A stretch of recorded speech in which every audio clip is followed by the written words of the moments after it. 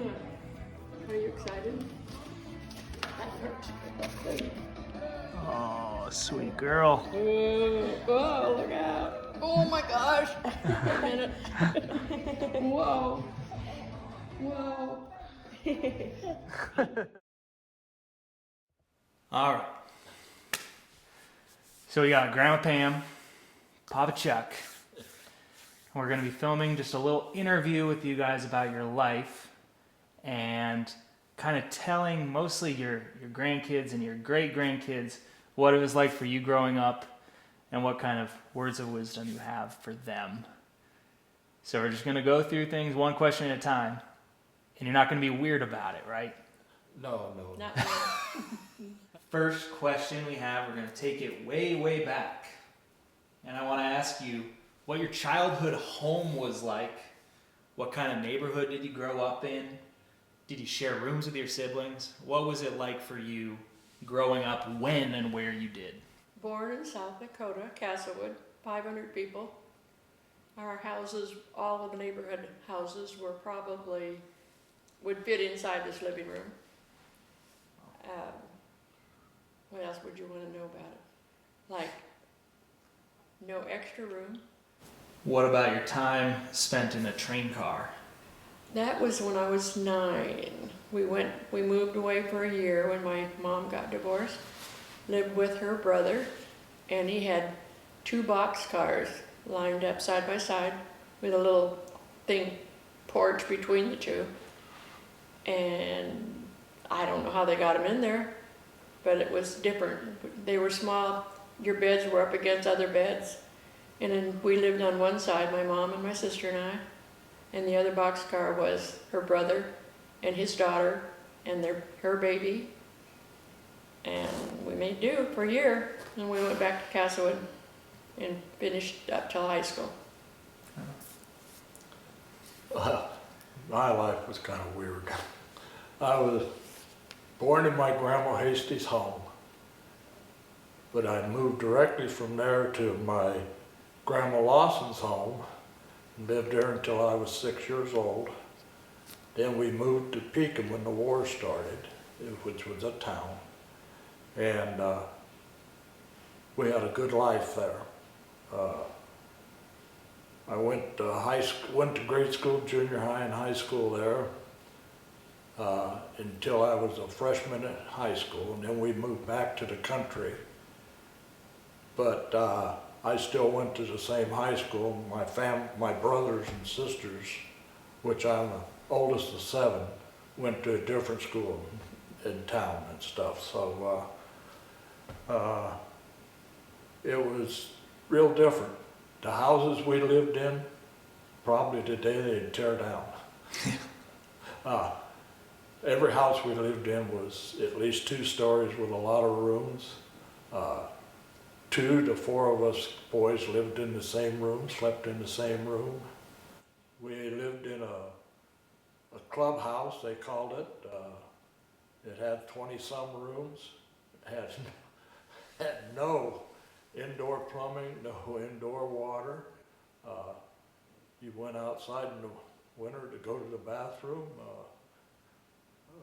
It was fun living there, but I didn't spend much time there. I stayed back to where I lived in Pekin and went to school. It was it was 15 miles from school to home, so very seldom did I make the trip. That's about it. What can you think of as one of your earliest happy memories, something that's stuck with you your whole lifetime that you'll never forget? Probably I was 4, 5, and my dad was a traveling salesman, wasn't home much, and he said he was sending us a package on the freight train that was probably 50 yards from our house, and there was a surprise, and so my sister and I got to meet the train, and he surprised us with a puppy in a crate. And we got to stay. That was my youngest happiest time, I think. Well, mine was when I was young. We lived on the farm, and my dad and grandpa harnessed and worked about 8 head of horses a day. So me and my brother would go down to the barn, which was about 100 yards from the watering trough, and we would get to ride.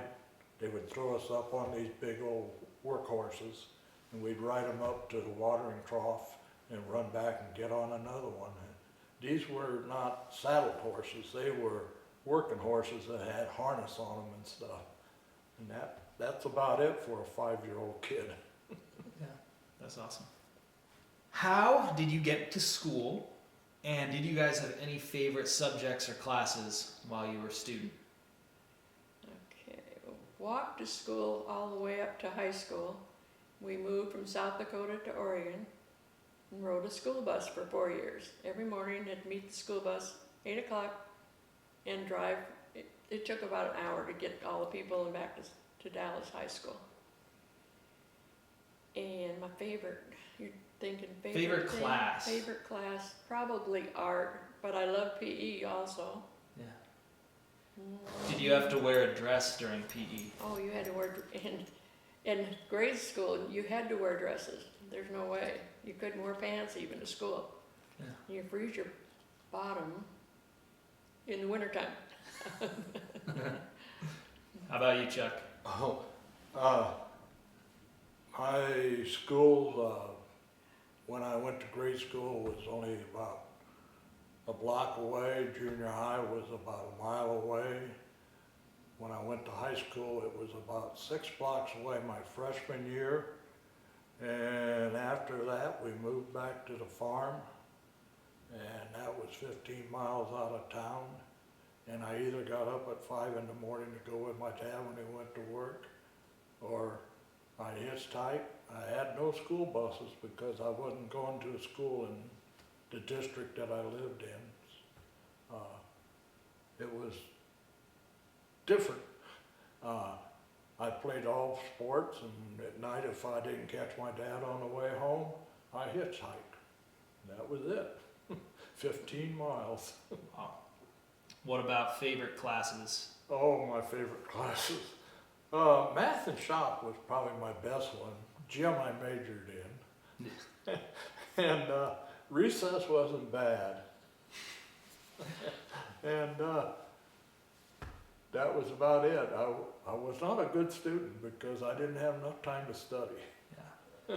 What kind of stuff did you do in shop classes? I worked in all kinds of shop classes. I had a couple guys that made zip guns. In those days you could make your own gun. I made blueprints, learned how to do that. I learned to weld. I learned to work with all kinds of metal.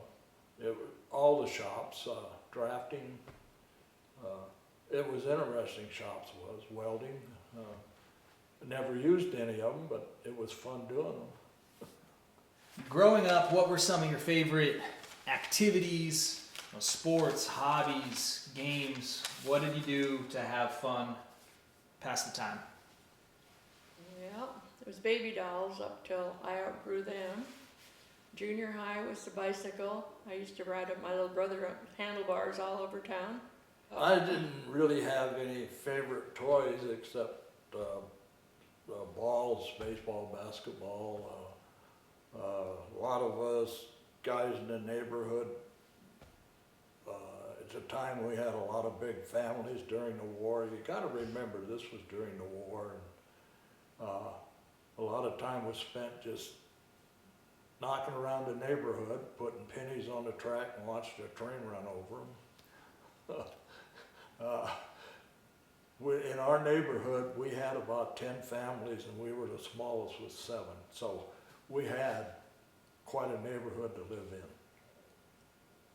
Yeah. You told me about a game you play called bike hockey. Oh yeah, that was fun. Explain that. Explain it? Okay. This was during the war, after the war, until I was in about the 7th grade. In the afternoon, we would kind of block off the street in front of our house. We lived on a pretty closed off area, and there was about 10, 15 of us guys, and if we didn't shoot baskets, why, we would get on our bicycles and get you a stick, and you'd throw a can out in the middle of the street, and then you'd start batting around like hockey until you got, can I say, pissed off? Yeah. And then you just ram your stick in somebody's spokes and watch them fly until you eliminated them. that was kind of fun. You learned to be a little tough. Grandma, did you play bike hockey? No. I don't think there was anybody else in the world that played it, but we had smokers. I mean, now you know, a smoker is a boxing match. And there would be families against families. Yeah.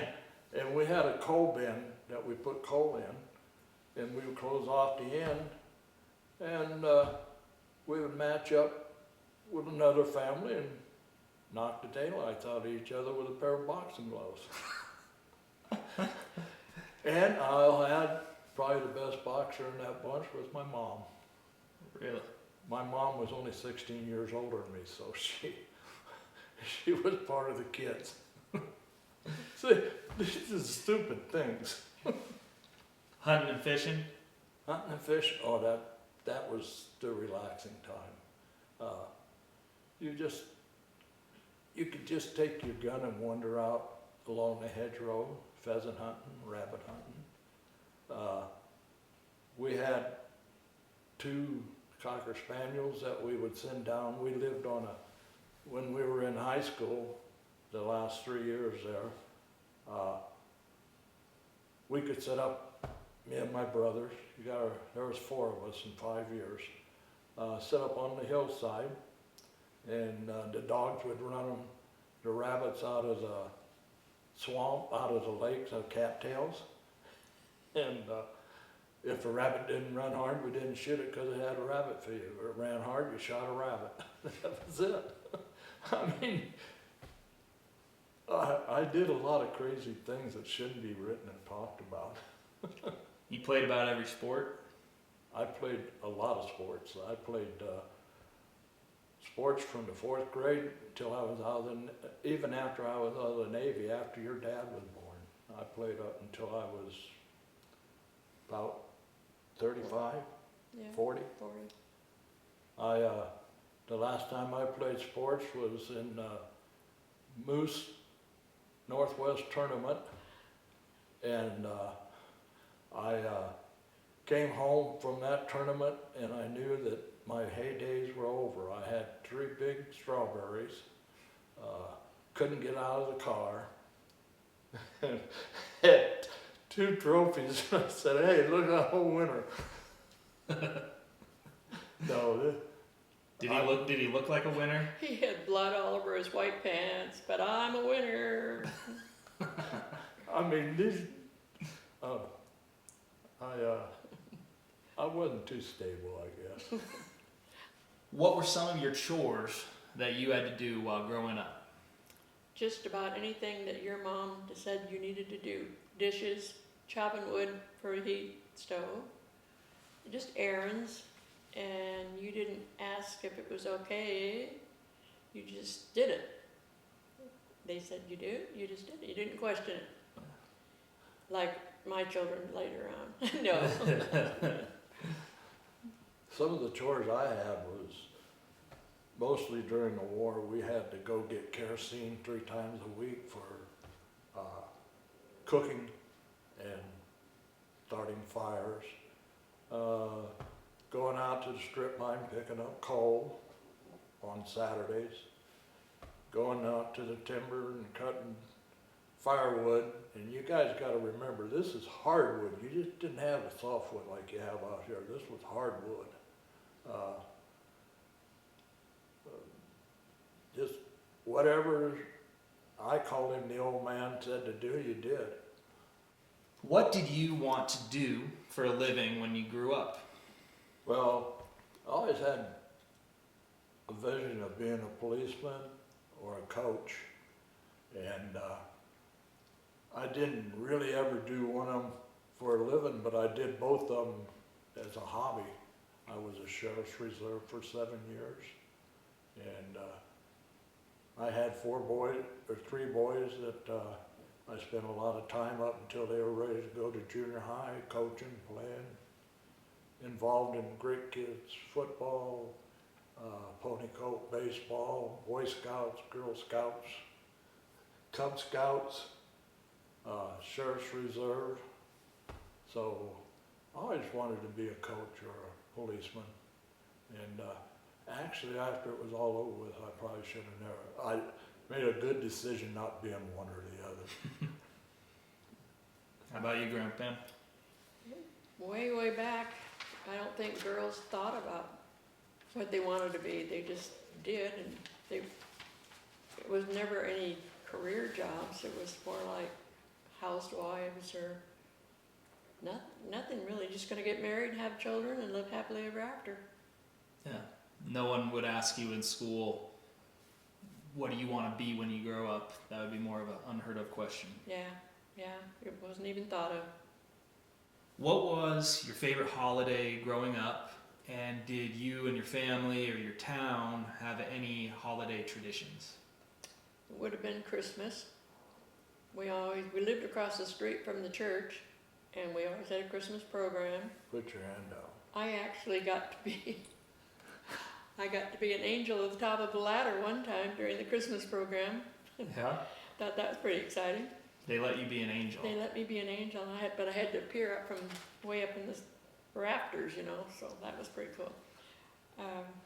And for just Christmas in general in a little town, the whole townspeople would meet down on the main street, which is 1 block long, and wait for Santa Claus to come either by horse and a trailer, or a tractor hauling a trailer. During war years, it was different. And as far as, anyway, it was exciting for the whole family, but thinking about Christmas gifts at that time, it's like, you got one thing. On Christmas Eve, we got our pajamas for the next year, and one gift, either a game or something, but you ordered them from a Christmas catalog because there were no shopping, and we didn't have a car. We had to ride a freight train to the nearest town to get anything special. So Why didn't you just check Amazon? Amazon was a jungle somewhere when I was growing up. Amazon River. How about you, Chuck? Oh, Christmas was probably the family thing, but our big holiday was Halloween. My mom threw a party that you wouldn't believe for the whole 3 or 4 blocks that we lived on.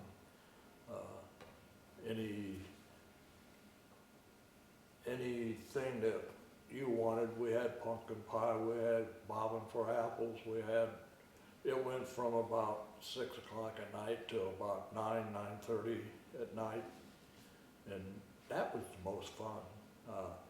Christmas, we would get 2 gifts, one probably about $20 and the other one for about 10. And it was usually something you wanted, but it wasn't that important because we never went any place. It was during the war, most of it when I was growing up, and we just stayed at home. When I was a kid growing up, the biggest trip we ever took was 30 miles. It just, when you have 7 of us in a 37 Chevy, at least 3 of them had to sit on the floorboard in the back seat. You didn't go anyplace. What was your relationship like with your parents? What did you value about those relationships? Or alternatively, what did it make you want to do differently as a parent to your own 4 children? Okay, my dad wasn't around. He was a traveling salesman, school teacher to start with. Both my parents were school teachers out in the Black Hills, South Dakota, and they met out there. And then my mom followed him to his hometown is where we lived in Castlewood. But he was gone all the time, and I think Mom had a hard life without him trying to raise us, but she became more of a teacher than a cuddly, cozy friend. That nowadays I would think we need more coziness and more friends. What was your relationship like with your parents, Chuck? Well, there really wasn't no relationship because there was 7 of us kids in 10 years, and there just wasn't time for all of us. My dad worked 24/7. He, besides working in the steel mills, he was a wannabe farmer. He would always go down to my grandpa's farm and stuff. And my mom just spent most of her time taking care of the little ones, feeding us. Really didn't know if I was home that night or not. I just come and went as I felt like most of my life. They weren't bad parents, but it was not a way that I would want to grow up. So when we had kids, I made sure that I was in their life, whether they liked it or not. And there was a point in their life when other people had more influence on them than I did, but if I didn't like it, I changed it. Yeah. That's about it. So that made you want to be closer with your kids too, Yeah. Pam? Yep, that's what it's all about. Yeah. We had some pretty good kids. I mean, I'm not bragging. We aren't the Brady family, the Brady bunch. We had problems, but our kids were pretty good about picking and choosing friends and stuff. We never really had to tell our kids, no, you can't run with that guy, or no, this ain't it. We were pretty lucky with our 4 kids. It wasn't anything we did, it just happened that way. What did you enjoy about your childhood, growing up back then, that you think kids today might miss out on or experience differently? They're missing out being a kid. There's too much outside things going on. TVs, internets. They don't get to just lay in the backyard and with their friends and talk about whatever. I just think they need more downtime and not have to learn so much so quick. I don't know. I hope it all changes, gets better for children. I just think the kids nowadays are missing out on being kids. You know, there's a period of time in your life when you shouldn't have all the pressures of the world on you. Everybody wants a 9, 10-year-old kid to tell him what he's going to be, why he's going to be, and when he's going to be, and that's not even real. Maybe I didn't do mine all right, but there's times when you just want to kick back and be a kid, and I don't see that happening nowadays. Mm-hmm. Do you think they have, you mentioned something about too much pressure. Do you think all the social media they have is everything they see on their phones or their parents' phones is making them think they're not enough? Yeah. Everybody's wanting a kid nowadays, their kid, to be somebody important somewhere sometime, and he never gets to be a kid to be somebody. I mean, there's a lot of peer pressure nowadays. It just, there's times when I said to our kids, you get out there and you do your thing, but I never told them they had to be a senator or a congressman or some lawyer or something. Just be somebody. Be what you want to be when you want to be. And do the best of that. Yeah. Yeah. Just, you know, people put a label on a kid when he's little, and then that kid never gets to grow out of it. He never gets to really do what he wants to do. They miss phone conversations. The kids nowadays, we used to be able to listen to 5 or 6 parties on the line Oh, yeah. and see what everybody's doing. Oh yeah. Oh, yeah. But I think nowadays, people put a tag on a kid when he was about 5 years old. And they don't let the kid grow up to do what he wants to do. And he gets out into another place in life where it just don't fit him anymore. And a lot of them go back and start over and get there, you know. I don't know what my mom and dad wanted me to be, and I don't think they ever told me what they wanted me to be. So I just grew up to be Charlie Lawson. What was one of your first paying jobs, and how much were you paid? About an hour or per unit of work? And what are some other jobs you've had in your lifetime? Okay, way back, probably in South Dakota again. I sat pins for the men's league in a bowling alley, and I probably got paid. It's kind of a scary job now when I think back. My kids, I wouldn't let them do it, but anyway, probably got 25 cents from each person, probably maybe as much as a whole $1 for the evening. Then that was on the same little town. At the theater, the guy that owned it let me sell popcorn and candy bars off of a little handmade two crates with a board across, and I got to do that twice a week, and I maybe got $1 each night for doing that. Yeah. That's about it. How about you? Me? I baled hay, cut corn out of beans. I worked in a steel mills. I spent 4 years in the Navy. I worked in a slaughterhouse. I worked in paper mills. So got paid on my first job 50 cents an hour. And how much were you making when we went to Pasco? $2, and you went for 15 cents more. I went from Albany. Albany to Pasco for 10 or 12 cents an hour more. Is that crazy? Wow.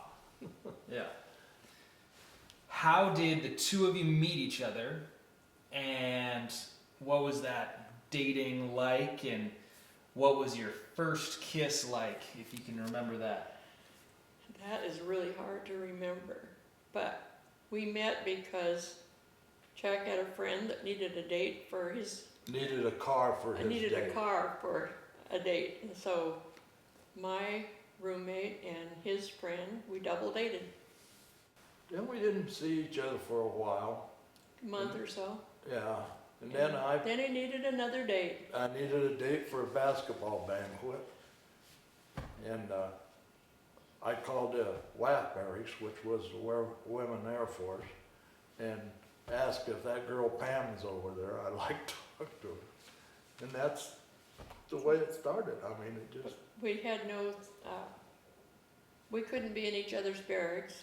We had no house to go to. No. So we just spent time together, in his car, going riding.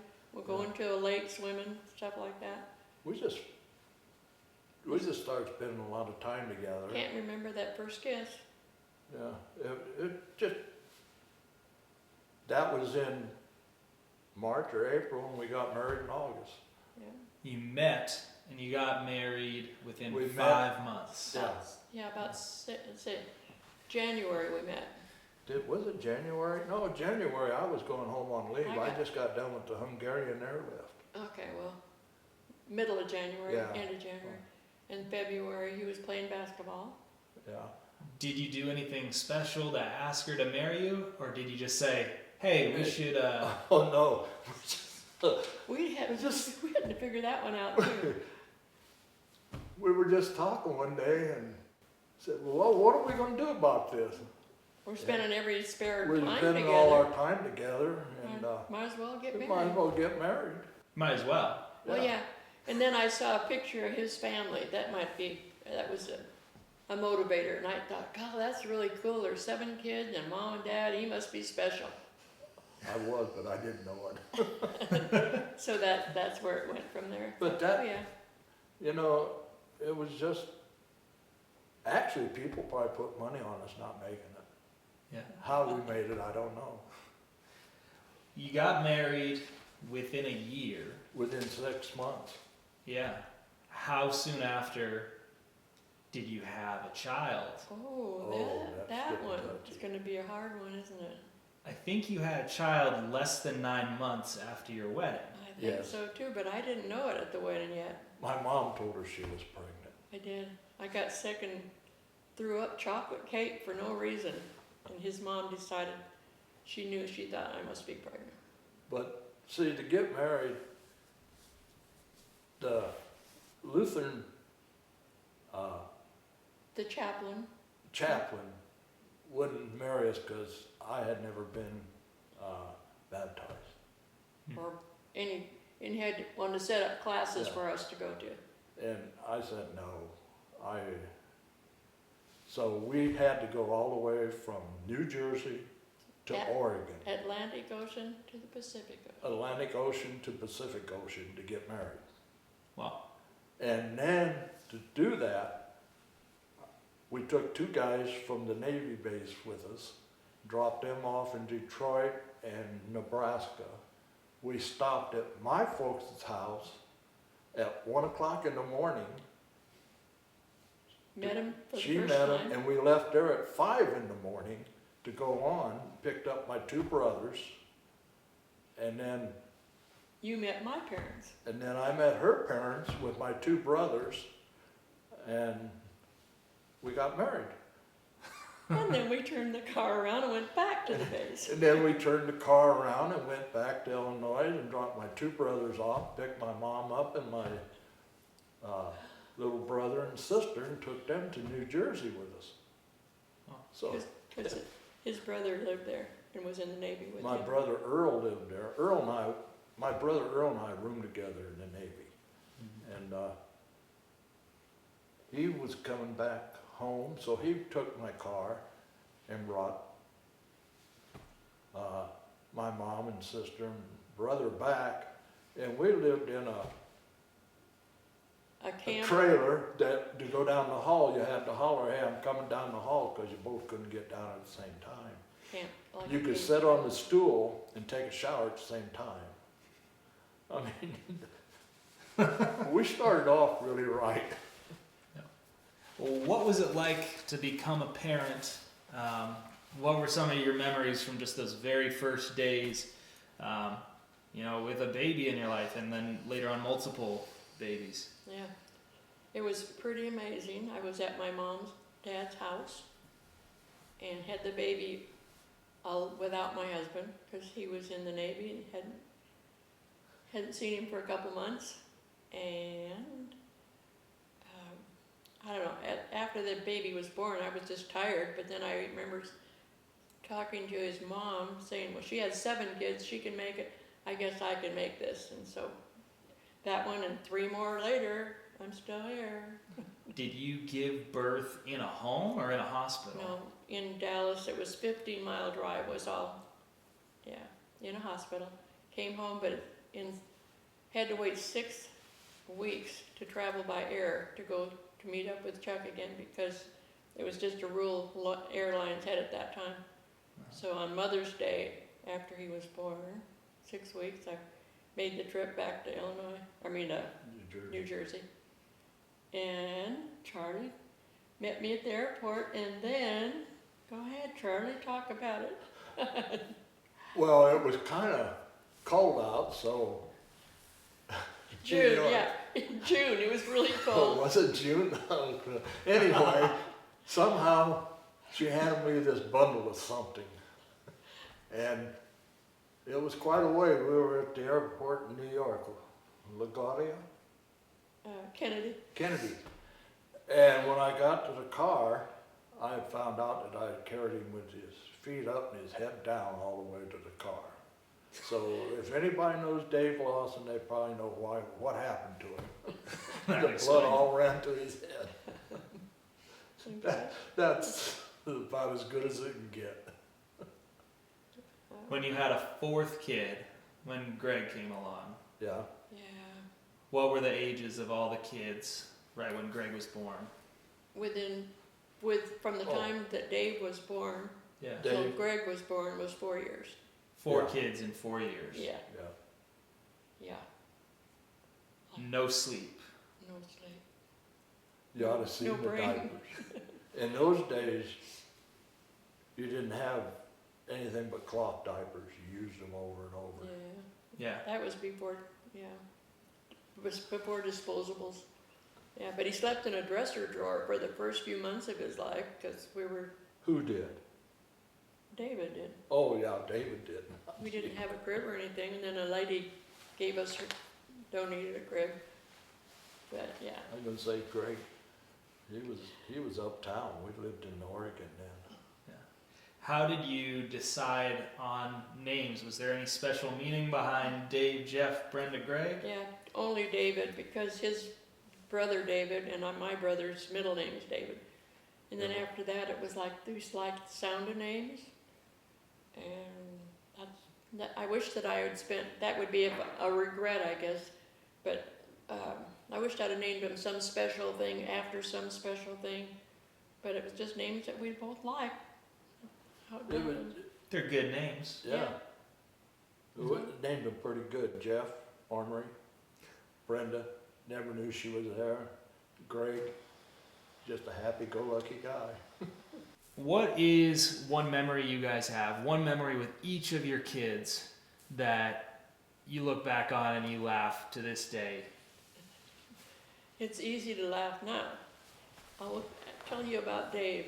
He was in basketball camp probably in his senior year in Seattle, and I had to go pick him up. So another friend, another ball player's mother, went to pick them up. 10 o'clock at night, they played a game, they're tired, they're falling asleep in the back seat. This is midnight probably when we got to this point where we're talking about the Hanford Reservation and the whatever's out there is going to get you. And I've had the windows down because there's no air conditioning. And Dave wakes up and reaches out his back window and comes in with his hand in my driver's side and taps me on the shoulder. So I, of course, jumped over in the other lady's lap and tried to keep my car under control. So at the time it was scary, but now it's funny. We laugh about it a lot. This will show you how bright your dad is. Does whiskey freeze? Remember that? I don't know where he got it. Was he a senior or a freshman in college? Freshman in college, I think. Freshman in college, and we had a big bush out front of the house. And he comes in the house about 1 o'clock at night, and we had a rule that if you come in, you wake us up and let us know us. And his question was, does whiskey freeze? And we said, why? Told He him, says, because I got a bottle out in the tree. go get it. Go get it and bring it in here. That's your dad. Jeff and Dave got into some kind of a thing at school when they were probably sophomore and senior.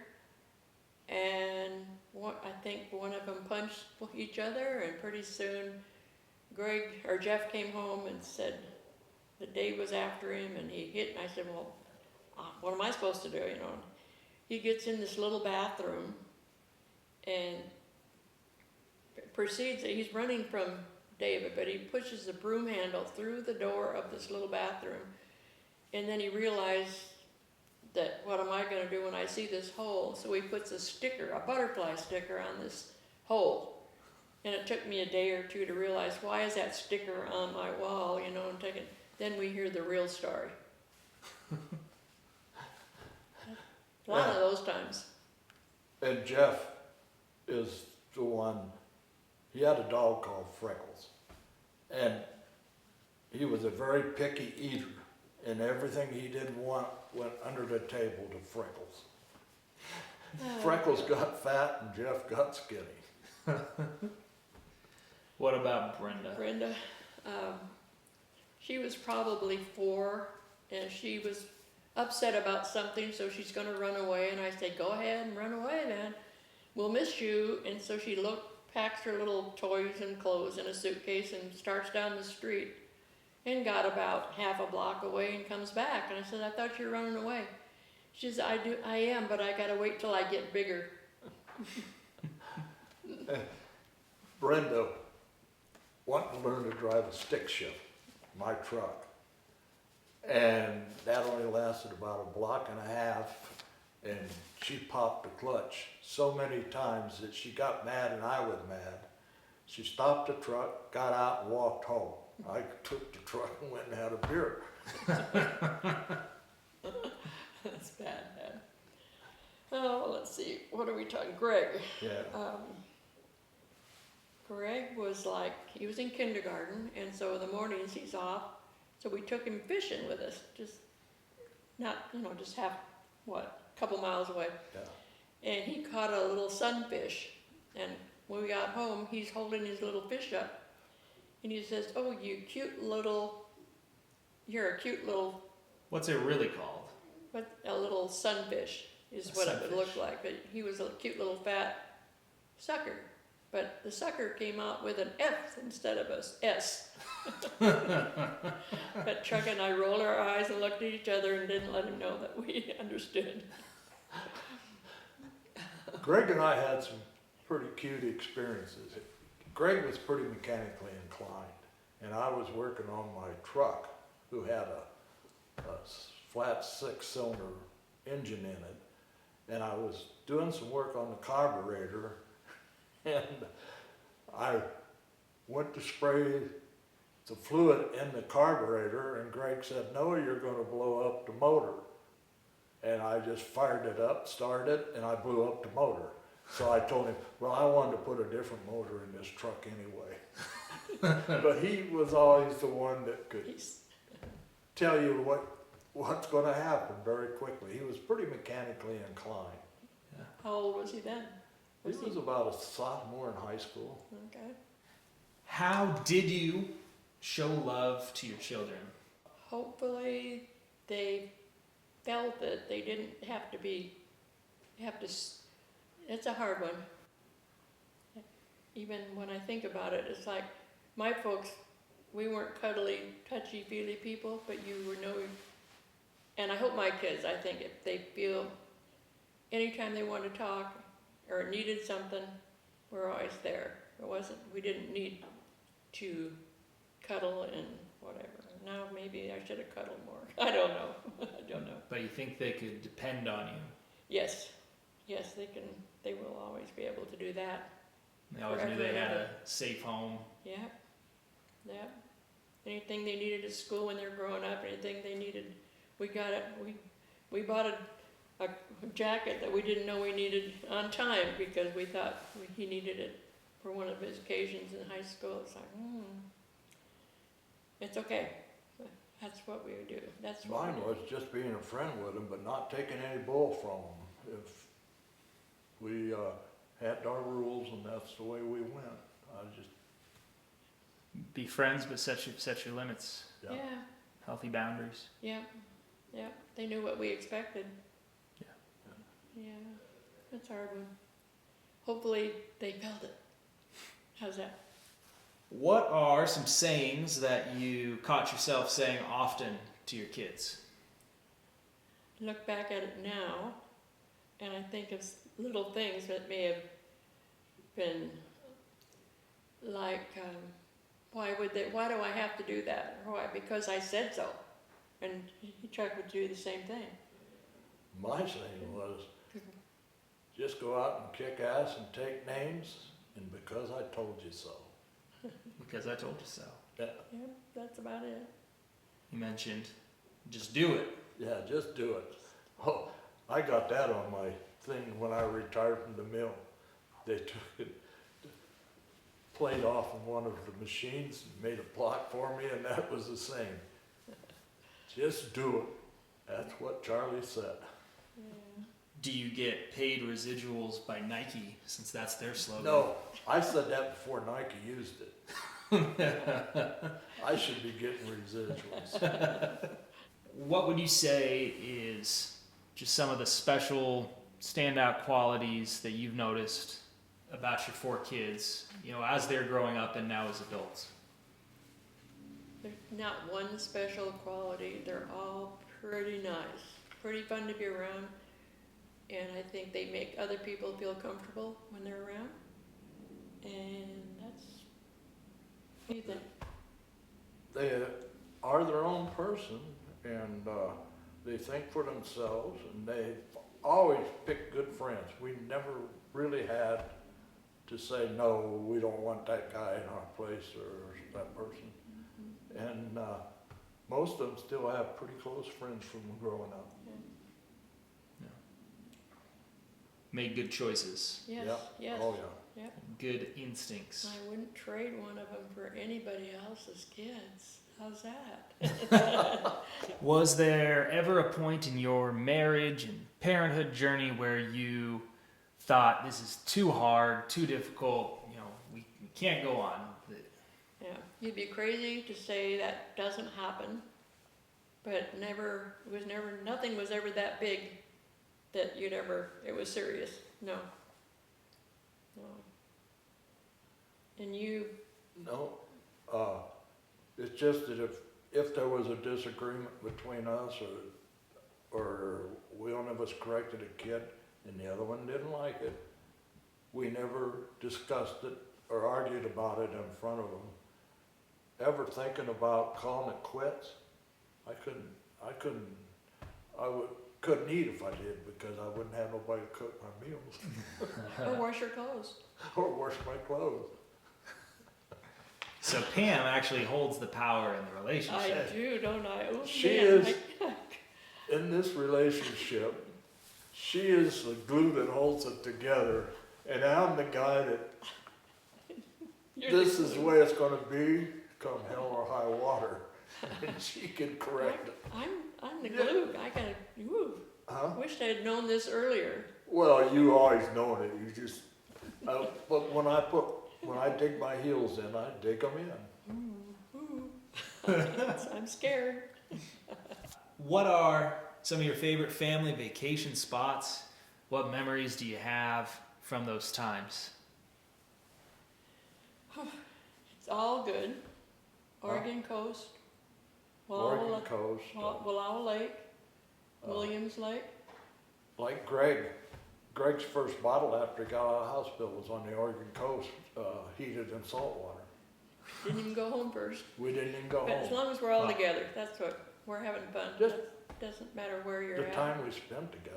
We picked her up at the hospital one time, and she'd been there for a bad back, and we ended up on the Washington coast.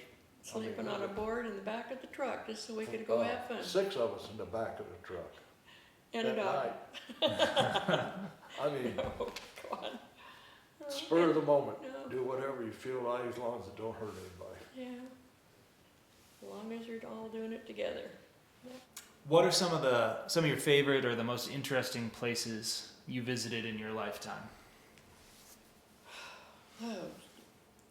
Starting off with New York City, I guess, when I was in the Air Force. And just about every state except the bottom, like Florida, that part I've not seen.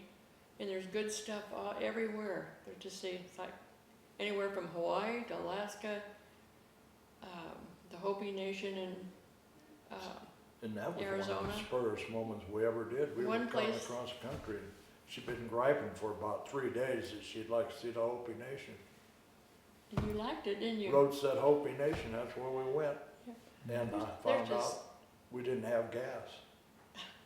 They don't have gas stations there. No No. gas stations. There's just so much to see right here in this country that you don't have to travel to go see it. Just Corner come of ask me, I'll Winslow, tell you. Arizona. Everybody hears the song. We went and saw the corner of Winslow, Arizona. We went and saw the Four Corners, Yeah. just because Just you stand hear on 'em. about it. Got something to do You now. were saying we need to get an RV, people my age, and just Yeah. travel the back You roads. need to slow Yes. down instead of Yeah. flying and see some of the country. Yeah, Yeah. And I have a hard time explaining that to a couple of my kids. enjoying your kids doing it with you.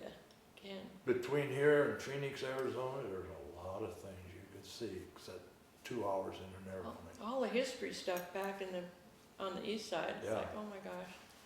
There's so much that you read about in books, but you don't really believe it. Yeah, Boston, go to their Yeah. Take that trail all over town. I will say Jeff Did you do that? Jeff and Diane took time to, when we were in back east with them, to do time to, It's But- not, yeah, if you lots just to take see. a month and drive around this country, you would really see some interesting. Take time Slow down. to, and don't really plan. You might make a plan in the morning, but we made a lot of plans in the morning that when the sun set, we were a long ways away from them places. Do you have a favorite genre of music, favorite musician or songs, and why? What do those songs do for you? I like a little bit of everything except rap, maybe. But mostly it's country music, and they tell stories. And I don't know, I just like that sound. Back in the 60s all the way up to the 90s, the old stuff. Yeah. Okay? Yeah. I had a unique experience. I got to go to a show when I was in the Navy in Jacksonville, Florida, that the USO put on. And Elvis. Elvis was on the card, but he was about the 12th person down. There was 11 country western singers ahead of him. When he was Wow. just That was just before Jailhouse Rock came out, back in the 50s, 55 I think it was. But there was, I liked Elvis, but I'd rather listen to the other 11. Yeah, his hip wiggling or shaking or whatever was frowned upon at that time. And So, one a lot of people don't talk about, I like Don Williams. He Don. was, Don Williams. yeah, Mellow, yeah. he was. You mentioned you like stories in country music, Yeah. but also that his music you could dance to. Yeah, Oh, we yeah. did that. We went to Gillies in Pasadena, Texas. We danced on the floor and got to see him and ride the bull and that kind of stuff. Yeah, country music. Was it, yeah, at your mom and dad's wedding, she rode the bull. Mechanical bull or real? Yeah. bull? Mechanical bull. No. Okay. But after the wedding, or was a reception the night before? Last Supper. Last supper we calls it. Yeah, there was a little room off the side, and one of Kim's friends, guy friends, and I went back and we rode that mechanical bull. Jeff and her. You didn't know that, did you? No. I didn't know they had a mechanical bull up there. Yeah, they did. It Rehearsal was did it. in one of the places. Yeah. A bunch of old rowdies came from Pasco up and around to your mom and dad's wedding. You just didn't know I was any fun at all. I just was an old proper and prude grandma, right? I don't think I ever thought that. Okay, good. If you won $1 billion lottery jackpot, what would you do with that money?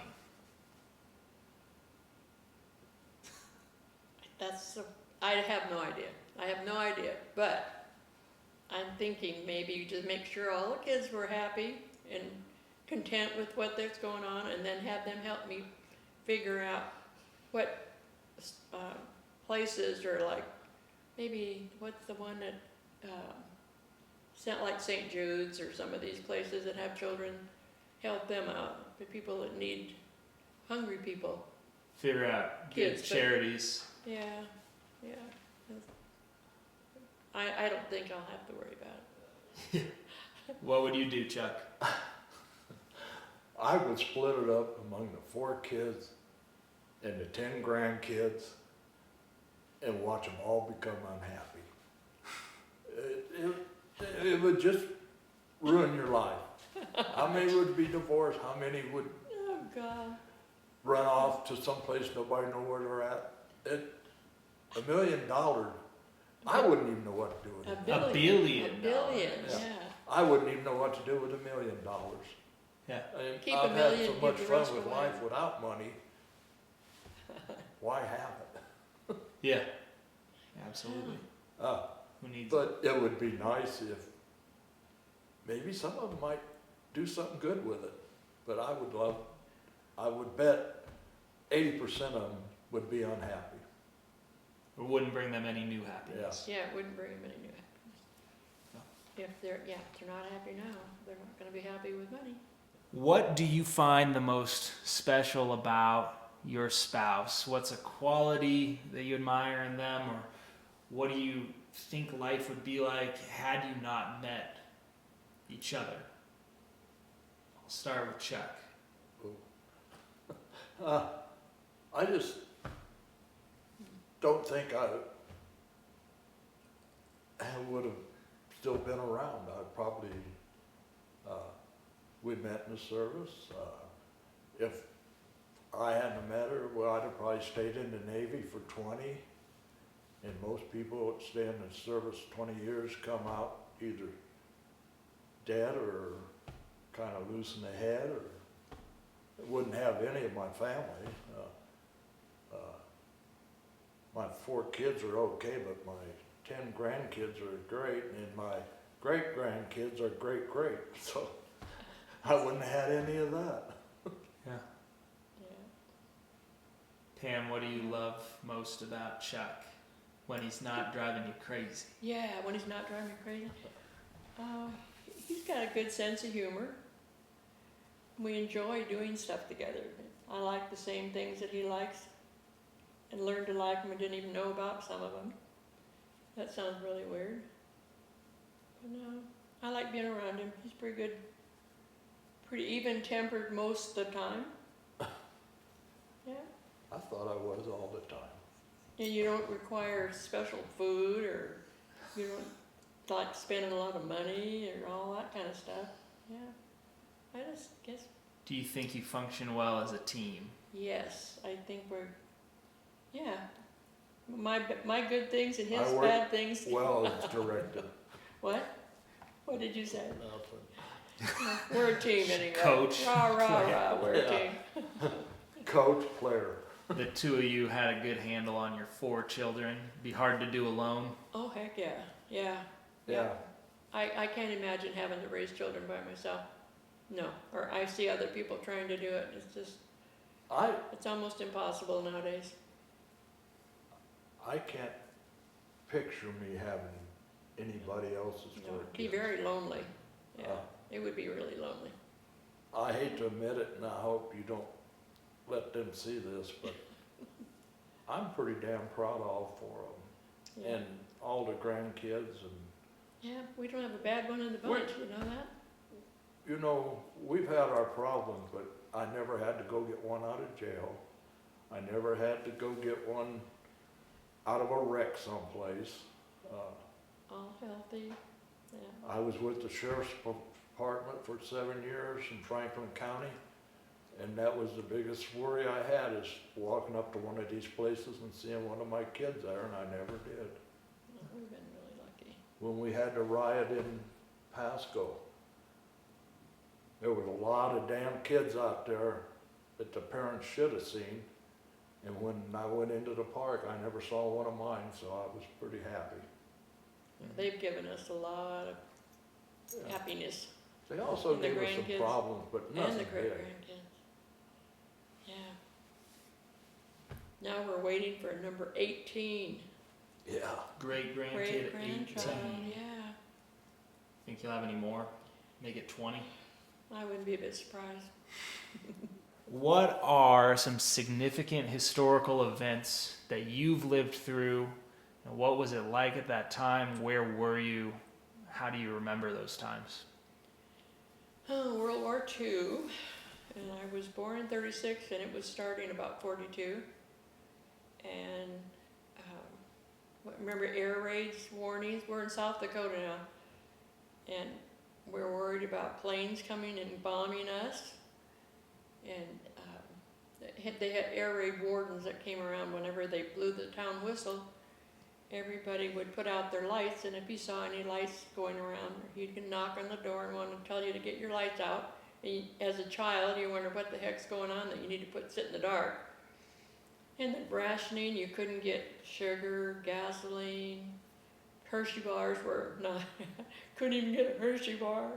Shoes. You couldn't Yes, get shoes, leather shoes, but you had a little pack, I think it was like monthly, you would get a packet of things that, stamps that would allow you to buy certain And then things. you got tokens too. And some kind of, yeah, little wooden token kind of thing, I don't know what that was, but when they're out of that, you didn't buy nothing. Gasoline, yeah, that was another one, but we had to save, I remember in the 3rd grade, we moved to Minnesota for 1 year. And on a Wednesdays, in the morning, you could bring your dime and get stamps to fill your savings bond book. When you got it 25. full, you could save it, and it would accumulate money, but it was for the wartime help. Then we saved foil off of our gum wrappers and stuff into a big ball, and we took our tin cans to a place so they could melt it down and do it again. I don't know what they did, but at that time, everybody was on the same riding the same horse, I guess you could say. It's like everybody was doing this to help the warriors. And then when it was over, it's still in Minnesota, but then we went back to South Dakota and finished my life. How about you?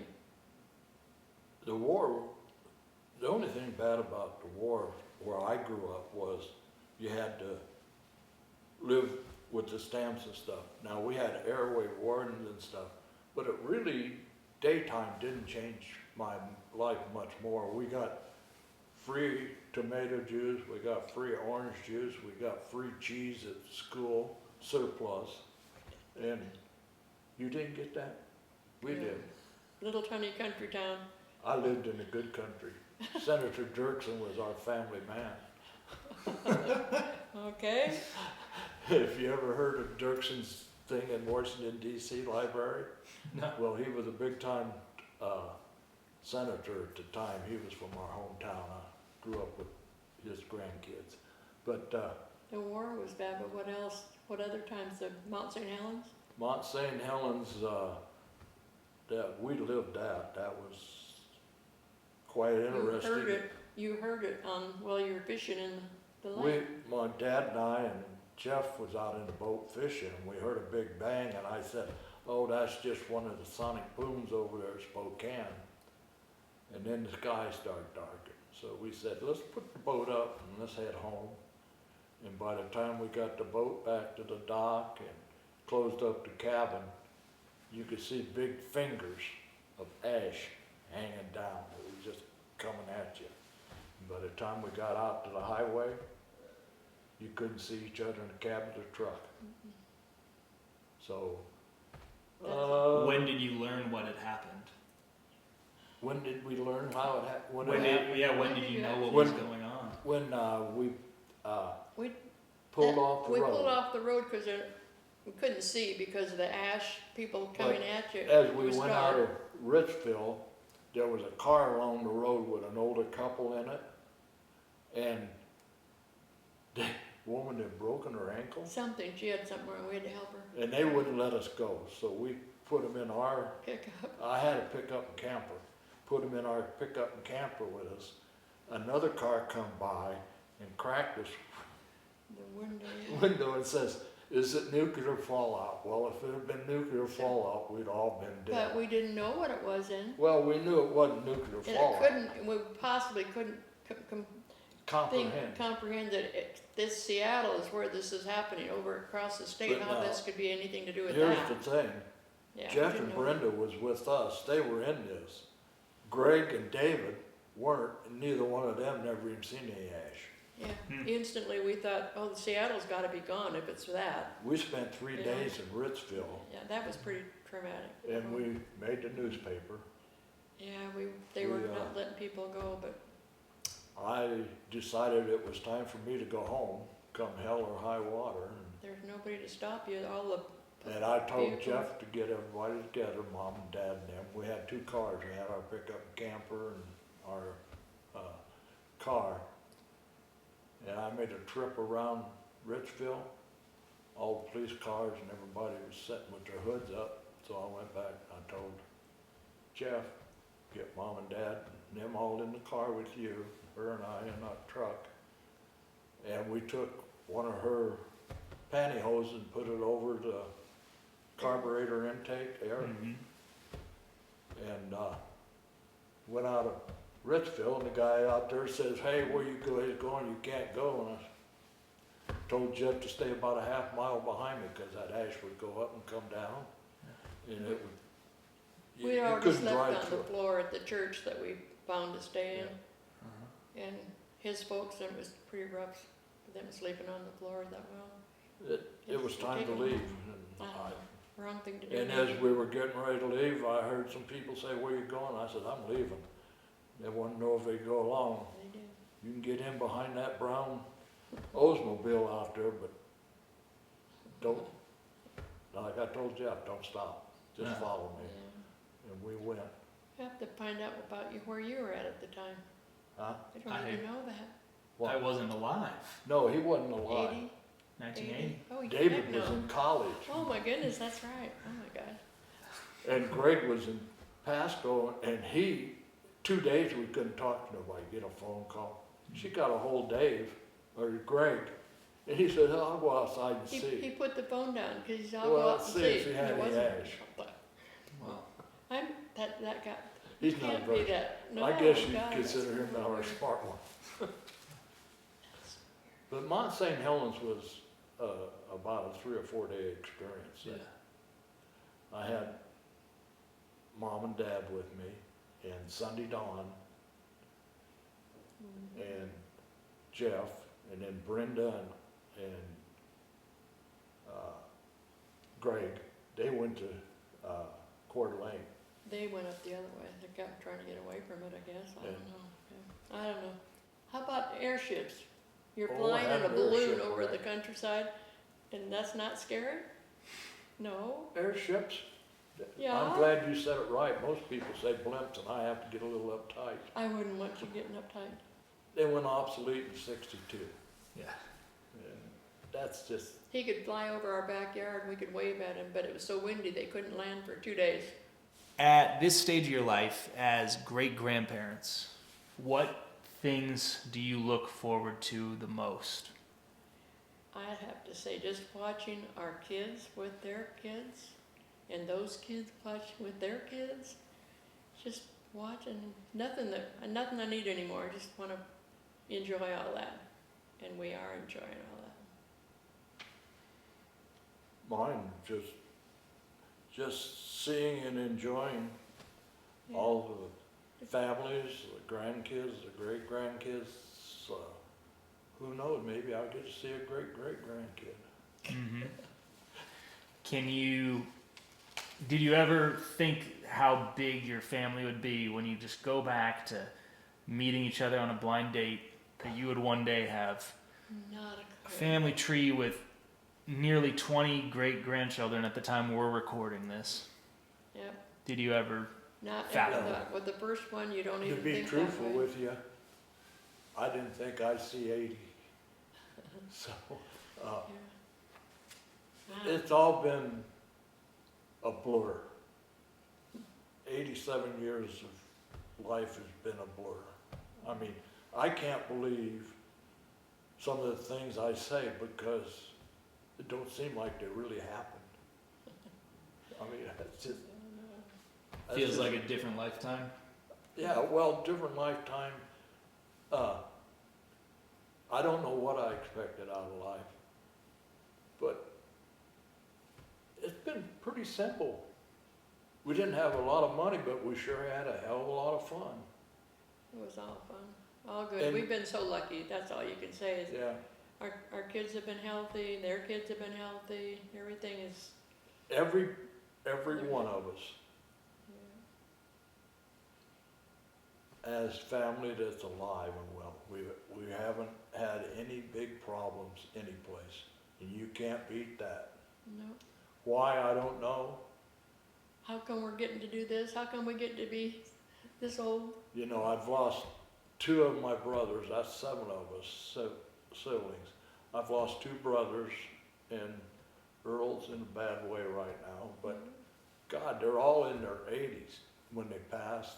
I mean, I'm the oldest of 7, and they were all wanting to know, they were betting that I would die before any of them. Remember that? One was asking the other one, Dad, Chuck should die before We need to anyone. stick around for all these kids. Yeah. God, yeah. But I don't know what to say. I mean, there's no That's all. We have no rhyme no or regrets. reason. No regrets, really. Mm-hmm. Nothing that we could have changed or wanted to change. I just hope that all the rest of the family has time to stop and Slow, spend time with their family. I mean, slow down. you know yourself from the time, almost every year, 2 or 3 times, we would all get together. It was either at Williams Lake or Wallowa or just in our backyard for the air show. It wasn't planned, it easy. just happened. It's easy not to get together anymore because we've got the cell phone, we got the internet, we got Messenger. We don't have to plan these big outings anymore, but we need to do it. I think we still need to do that. Mm-hmm. Mind your mom and dad, children. That's very important to listen to them. Well, it's also important for mom and dad to listen to. Did I say that? For mom and dad to listen to their kids. Yeah. Oh, yeah. Just let them know that they have a say, but they don't have the final say. Yeah. Oh, Do you believe that God exists, and why?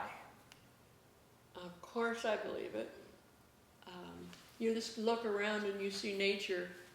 No, nobody I know could have done it. It's gotta be.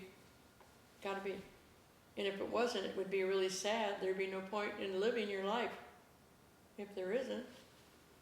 So I just do. You just do. I just do.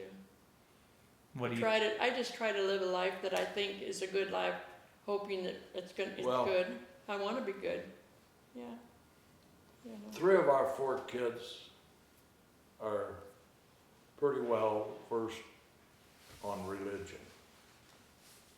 I don't know, and I don't argue the question with anybody, but this is what I put down. That is for each person to decide for himself, if there is, if there isn't. I have never been around it. Like I said, it's not that I'm bragging about not being there, I just never was exposed to it in my life. Mhm. How we couldn't get married in New Jersey because of it. And Well, because we adjusted. We lived 60-some years together. Maybe that one question, something if we'd argued, we'd have been divorced. But other than that, it's just, I have a problem with people that think they have the answers, and I don't think anybody really has the answers. Yeah.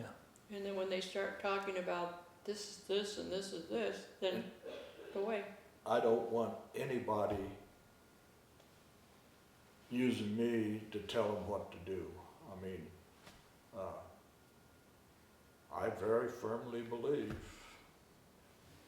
that when it's over, they'll put me in the ground, they'll throw the dirt in, and nobody will know me in 5 years. No, don't believe that. See, I can't believe that. So you can make 60-some I years. can't function thinking that when it's over, it's over. That I couldn't want to. What's the point of living if you think that way? I don't know. See, Come on, help us out. we made 60-some years like this, but we never discussed it because we knew from the beginning that we were different. When you say that your body will be in the ground and in 5 years no one will know who you are, I think only half of that is true.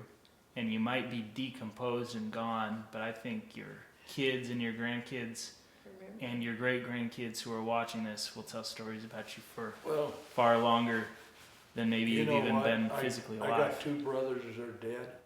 See, I don't believe that there's anything after this. I think you live your life like you think there is one.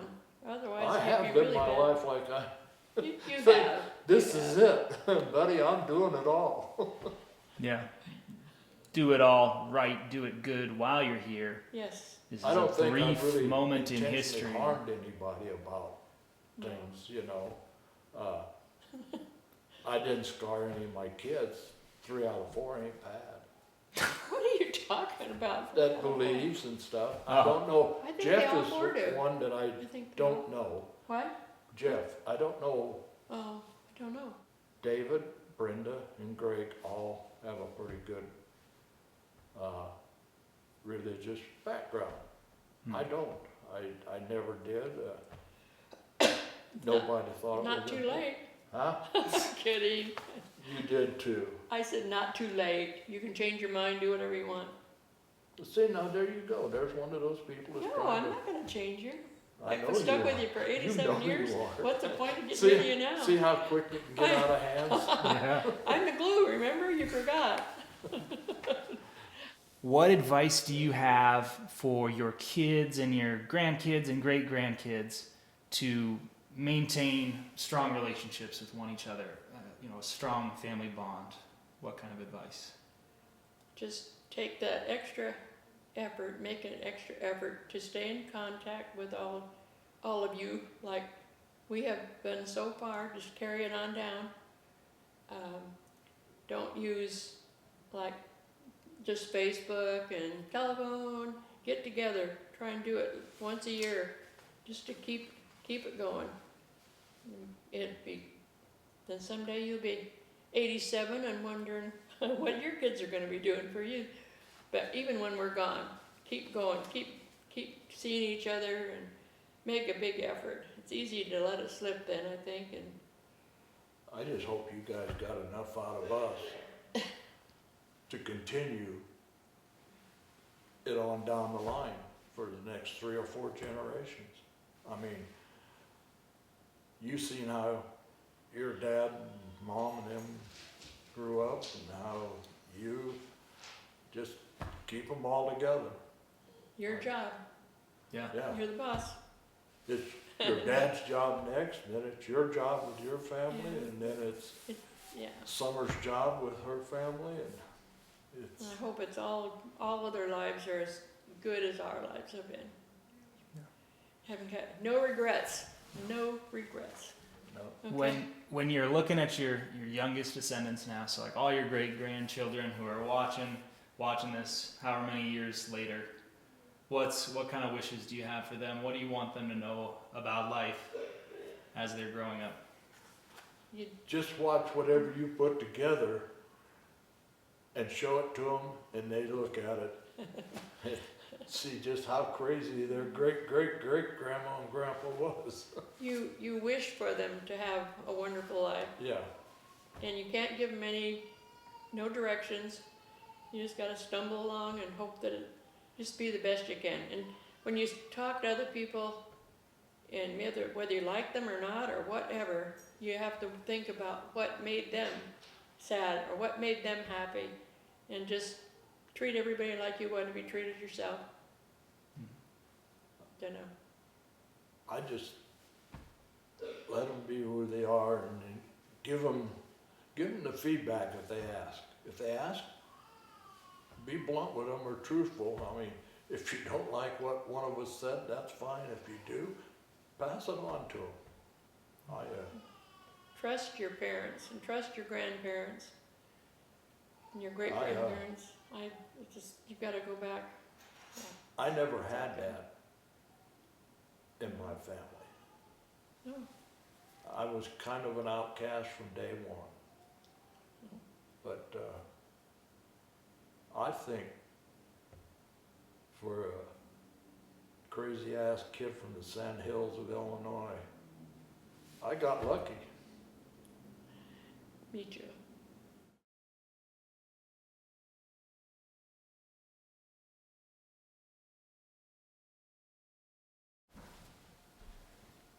With Mom, my first story is, I remember the story she told me when I was pretty young about her getting pictures of us at J.C. Penney's or some store, I'm not sure, Sears or wherever. And she went and looked at them, and they were awesome pictures. I remember this. And she wanted them, but she didn't have the money to pay for them. So she asked the guy if she could buy them on time or put them on layaway. And the guy said nope, and tossed them in the garbage and broke Mom's heart. Yeah. I learned a little bit from that story on the way I treat people. Well, some of my favorite childhood memories of Mom and Dad, most of them are centered around family type activities. The fishing trips to Williams Lake were always some of my favorites. The trips to Wallowa Lake, even better. And the fact that Mom and Dad took us on a trip back to Illinois one time in a camper, that was pretty cool too, even though they left one of us behind at some gas station one time. That would be. I was 5 years old, We and it was could've the day I lost caught my first fish. Dad had taken me out, and I caught it, and went home, and I was so excited to tell Mom about this fish I caught, and I wanted to tell her I caught a yellow belly sapsucker, but what came out was a yellow belly fat effer, and we talk about it to this day. Mom would wake me up in the middle of the night to watch scary shows with her, and Oh my God. she always had her uniforms ready, clean, laid out. She just was Mom. I think all the camping trips, but that's a lot of them. There's so many memories there, and going cross country and seeing relatives. And we went down to Stu Nelson's sporting goods store, and catcher's mitt was pretty expensive. I don't know, $30, $40 back in the day, and we didn't have the money for that. So Dad actually worked a deal with Stu Nelson to God. pay for it on Pretty deep. time somehow. And I learned a thing about Stu Nelson then too, that he wasn't just about a profit as a business owner. And I use that every day. God, Charlie. Also, let's see, Dad, I just, he'd work all night, come home, sleep for a couple hours, get up, go outside, work with his batting, throwing the ball, whatever it was, and getting stuff done. Never complained. So anyway, also I remember Dad spending Mom's meal money for us on uniforms for the Bad News Bears. He might have had his priorities a little messed up at that time, but he was thinking what was best for us and not about himself. So I remember Mom and Dad cleaning out the living room to dance, and I loved watching them dance. That was always special to me, to see them having such a good time and being such good dancers. That was one of my favorites. Of course, now I always have to play Waylon and Willie, good-hearted woman, in love with a good-timing man, and that just fits those two. anyway, always be on time, never be late, treat people with respect, and never complain. That's kind of the Pam Chuck thing, and every decision I make is based on how Didn't I was even raised. think he noticed. No, that's crazy. When you ask something that says your values or what you've learned from them, I would say from Mom, the sewing. That's been a big part of my life, and she took the time to teach me and to encourage me and to drop me off at the fabric store and forget me. But that's good. I learned to take care of myself Did and that make one. my own clothes and my kids, and it continues on. Dad, as far as his values on work and being there on time and not messing around, and teaching us like not to treat other people's property right. And I remember walking to school and we cut across the corner of somebody's yard, and that was not acceptable with him. You don't do that, it's not yours. But Dad was always on time. You didn't call in sick and mess around. You did your job, and I appreciate that. And hard work in sports leads to hard work in life, and I appreciate all that guidance there. Trying to think how to condense this, but just great. I just love them. And you know, I guess their sense of humor too is another thing that is important. Their humor in life They do. with each other. They all, and when they with get us. together, they're all outdoing Love each you other guys. with. What I'm grateful for about Mom and Dad is how they kept the family together after we grew up as kids and had our own kids. Well, there was always something to do as the whole family with the kids and everything, and we probably wouldn't have done that if Mom and Dad hadn't have made that a point. And the one thing I've learned from them is to do what you say. If you say you're going to do something, do it. Don't just say something and then don't plan on ever doing it. Well, the first question I'm going to answer today, I'm down in Arizona today, and one of the first questions was what I'm grateful for and what you value about your parents. I think the thing I valued the most was we were always their first priority. Whatever we needed, they were willing to help us with and do. I can't believe the amount of time that they spent camping, fishing, traveling in a pickup with a canopy, coaching Pony League. I got notes here, hunting, Pinewood Derbies, equipment manager for Grid Kids, Cub Scout master, volunteer for Boy Scout camp, mom with Bluebirds and Cub Scouts, and just all the things that moms do. It's kind of a lot of things. He's getting old. Some of the things that Dad and Mom instilled in me were never be late, work hard, play hard, always up for an adventure and travel, treat people with respect. And Mom gave me the softer values of look at people from both sides, look at where they may be coming from versus where you're coming from. I never heard either one of them ever complain ever about the circumstances they were in and what they were having to do.